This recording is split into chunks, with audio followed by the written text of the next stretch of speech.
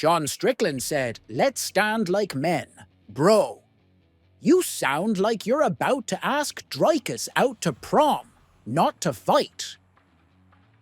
Welcome back to the channel, folks. It must be fight month, because Sean Strickland is already out here setting playground rules like it's third grade recess. This time, he wants no ground game. You heard me right. The guy who calls everyone soft wants to negotiate his way out of being ragdolled in the cage. Again, let's break it down. Sean Soyboy Strickland just dropped a video pleading, and I mean pleading, with Dricus du Plessis to not wrestle him. Like, bro, what happened to man, dog to dog, skull to skull? Now it's more like, please, Dutch Daddy, don't take me down again like last time. Let me remind you, DDP mopped the floor with him against the cage before. Strickland remembers that night. His back still aches from it.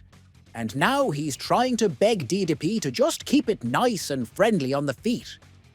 You don't want MMA rules? Then go to BKFC, mate. Call up David Feldman.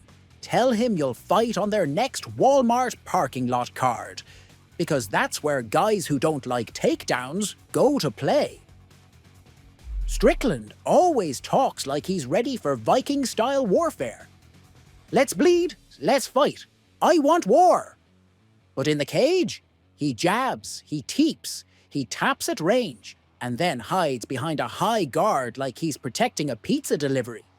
Sean, if you want man to man, then stop jabbing like a printer. Stop crying about takedowns. And for the love of MMA, look your opponents in the eyes during face-offs. You're not the man of the people. You're the man of the tap and duck. He's the only fighter I know who could survive 5 rounds with pillow-fisted Paulo Costa and still need an ice pack afterward. What's worse, he wants to negotiate trash talk too. You can't bring up this or that or be too mean. Bro, you're out here dropping hot takes on every religion, every gender, every continent.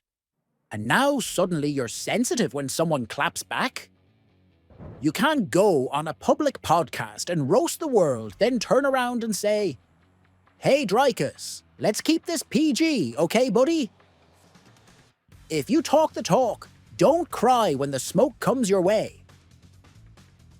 Now let's talk UFC 312. Here's the reality. If you're not Australian, you probably don't care. And that's fair. It's not a bad card if you love watching the rise of Aussie talent. But as a pay-per-view, it's weak. Co-main, Justin Tafa is on it. Main event, Strickland versus DDP. And I don't even think it's close. This isn't just a pick. This is a prophecy. DDP is going to steamroll Sean Strickland, and I can't wait. You want a real Aussie card? Here's what it should be. Main event, Dricus du Plessis versus Khamzat Chimaev. Co-main, Hooker versus Gaethje. Feature fight, Kai Kara France versus Manel Kape. Those are bangers. That's a card you'd pre-order on Monday and be hyped for all week. Instead, we've got a jab merchant trying to legally ban takedowns and a lineup that reads like a Contender Series reunion tour. But hey, I'll still be watching. I'll be watching because DDP is that guy. Because Aussie fighters always bring chaos. And because I want to see Sean Strickland realize, live in 4K, that MMA is not a game you get to play on your terms. Let me know in the comments. Will Sean survive 3 rounds with DDP? Should he go to BKFC already? And what's your honest rating for UFC 312? Like this video if you think Strickland should stop crying. Subscribe if you think Dricus is about to baptize another middleweight. Thank you to all my supporters, flowing like elbows on the ground. I'll see you all in the next one.